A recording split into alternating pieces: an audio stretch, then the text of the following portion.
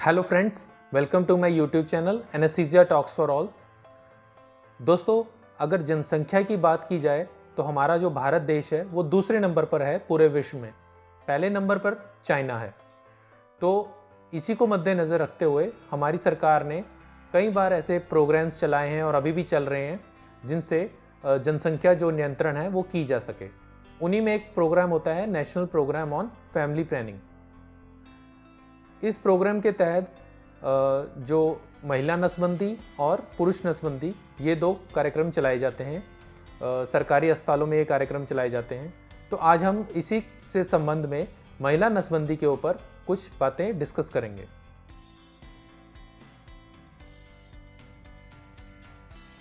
सबसे पहले आते हैं महिला नसबंदी ये है क्या, यानी इसको इंग्लिश में ट्यूबेक्टमी भी बोलते हैं या ट्यूबल लाइगेशन भी बोलते हैं।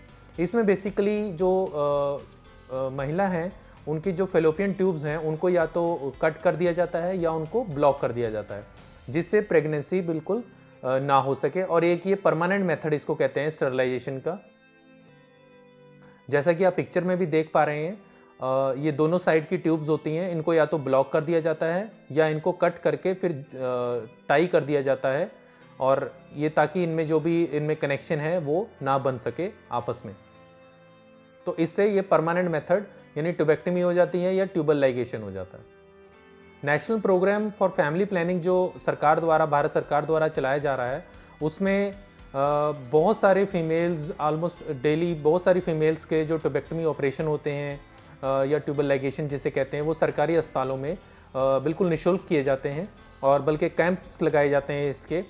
डिफरेंट जो PHCs होती हैं, प्राइमरी हेल्थ सेंटर या कम्युनिटी हेल्थ सेंटर्स, वहाँ पे इनके कैंप्स लगाए जाते हैं ताकि ये जो भी महिलाएं इस महिला नसबंदी को करवाना चाहती हैं वो उन कैंप्स में जाके अपना जो महिला नसबंदी का ऑपरेशन है वो बिल्कुल निःशुल्क करवा सकें।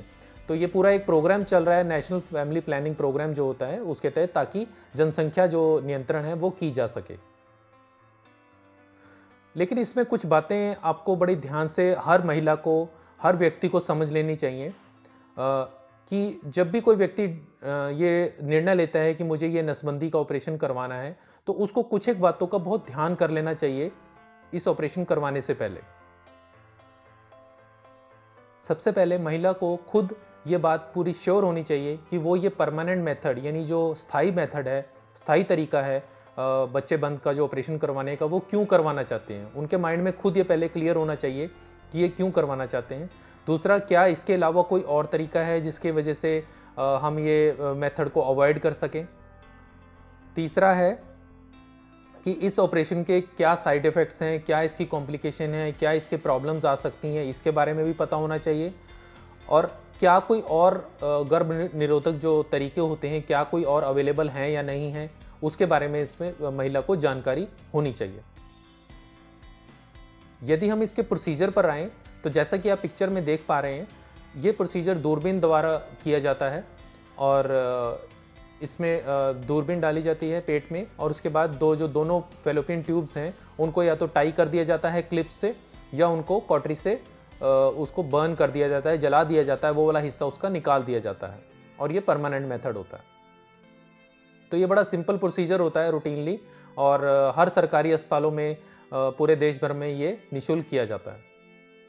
रिगार्डिंग एनेस्थीसिया, इसमें मोस्टली ये प्रोसीजर लोकल एनेस्थीसिया में किया जाता है, और कभी कभार किसी पेशेंट में जो कोऑपरेटिव उतना नहीं होते हैं तो इसमें लोकल एनेस्थीसिया प्लस सेडेशन दोनों यूज़ होते हैं, और किसी किसी पेशेंट में ये जनरल एनेस्थीसिया में भी ये प्रोसीजर किया जाता है।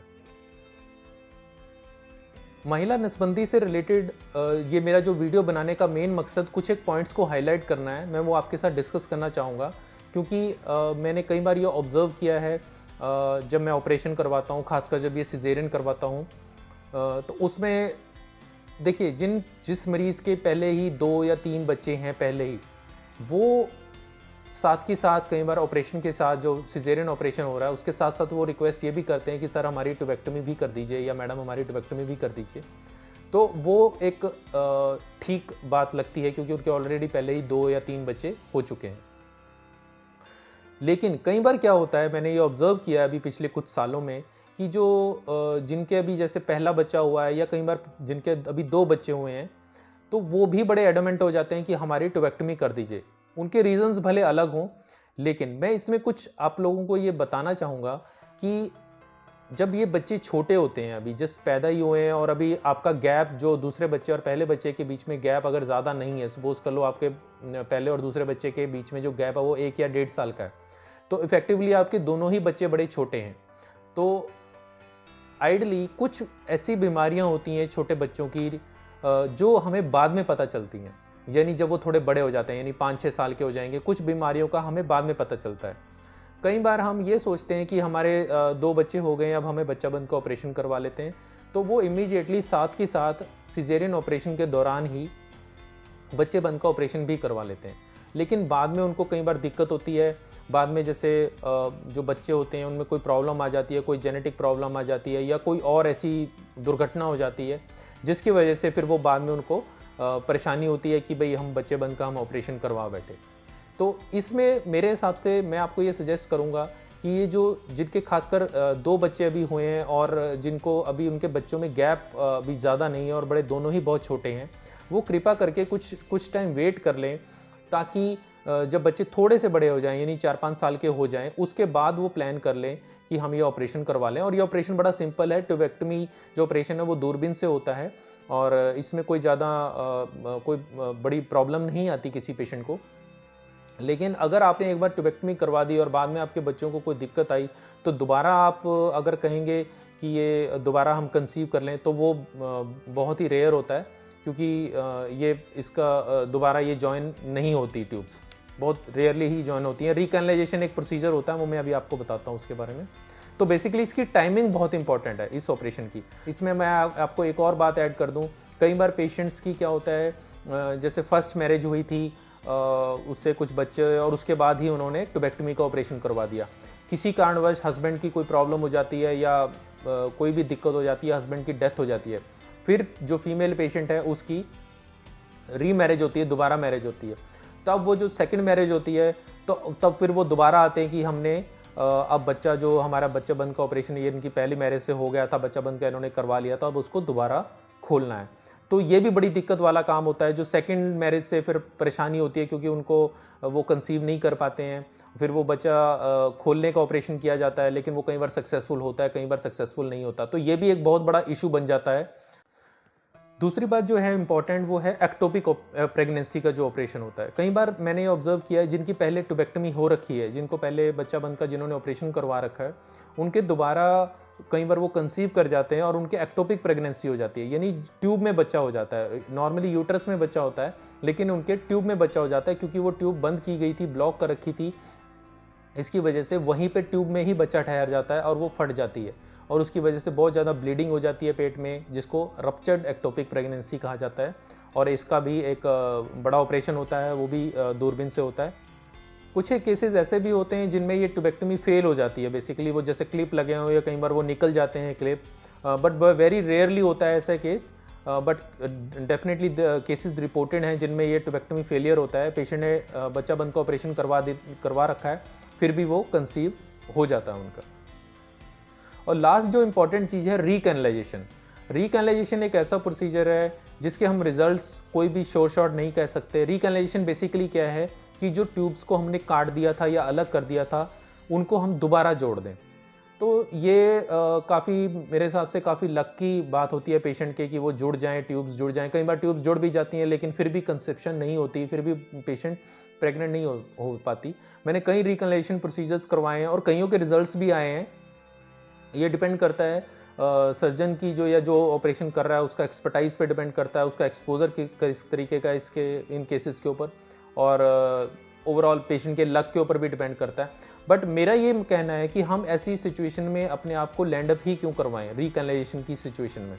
यदि हमें शोर शॉर्ट हो जाए, मैंने ऐसे देखा है रिकन्वलेशन वही लोग करवाते हैं या उनको दिक्कत होती है जिन्होंने बहुत ही छोटी एज में ही अपनी ट्यूबेक्टमी करवा ली थी और बिना किसी कारण के उन्होंने ट्यूबेक्टमी करवा ली। बाद में उनको बच्चों को कोई दिक्कत हो गई या कोई दुर्घटनावश हो गया या उनके बच्चे में कोई हार्ट की प्रॉब्लम बाद में निकल आई, तो उनको फिर लगता है कि अब हमें दोबारा कंसीव करना चाहिए। अब वो रिकन्वलेशन के ऑपरेशन के लिए आते हैं। पिक्चर में भी आप देख पा रहे हैं रिकन्वलेशन किस तरीके से उनको जो धागों वगैरह से उनको ज्वाइन किया जाता है। हर सर्जन अपनी तरफ से बेस्ट ही एफर्ट करता है, बट कई बार वो सक्सेसफुल नहीं हो पाता रिकैनलाइजेशन, और कई बार सक्सेसफुल हो भी जाता है। और कई बार रिसेंटली मैंने अभी एक ऑपरेशन करवाया जिसमें रिकैनलाइजेशन का ऑपरेशन हुआ था पहले, और उसकी कंसीव भी होगी, लेकिन अनफॉर्चुनेटली जहाँ पे वो ट्यूब को जोड़ा गया था बच्चा उसी ट्यूब में ही ठहर गया, वो यूट्रस में नहीं आया और वो आगे मूव ही नहीं कर पाया, जिसकी वजह से वो एक्टोपिक प्रेगनेंसी बन गई, जैसा कि अभी मैंने डिस्कस किया आपके सामने। और वो उसमें से फिर ब्लीडिंग होगी, फिर उसका एक अलग से ऑपरेशन होता है। तो बेसिकली जो हमारा टारगेट था वो अचीव नहीं हुआ। तो मेरा आपको यही सजेशन है, कृपया आप जब भी ये ट्यूबेक्टमी या ट्यूबल लाइगेशन का जब भी ये ऑपरेशन का आप सोचें, तो कृपया पहले आप ये कुछ बातें जान लें कि ये प्रोसीजर जो है वो रिवर्स नहीं हो सकता है, या होता है तो बड़ा चांसेस इसके बड़े रेयर होते हैं कि वो सक्सेसफुल हो जाए। तो आप ट्यूबेक्टमी जैसा ऑपरेशन तभी करवाएं जब आप पहले श्योर शॉट हों कि अब आपने आगे कोई बच्चा प्लान नहीं करना। तो कृपया आपसे रिक्वेस्ट है, आप इन चीज़ों का प्लीज़ ध्यान रखें। जब भी ये ऑपरेशन करवाने के लिए जाएं, आप पहले अपने आप को श्योर करें इस चीज़ के लिए कि ये आपने करवाना है या नहीं करवाना है, और इसके प्रोज और कॉन्स दोनों को आप समझ लें। उम्मीद है दोस्तों आपको ये वीडियो पसंद आया होगा। इससे संबंधित कोई भी आपके डाउट हो या कोई आपकी क्वेरी हो, आप प्लीज़ कमेंट सेक्शन में लिखें, और मेरे चैनल को सब्सक्राइब करना ना भूलें। बहुत बहुत धन्यवाद।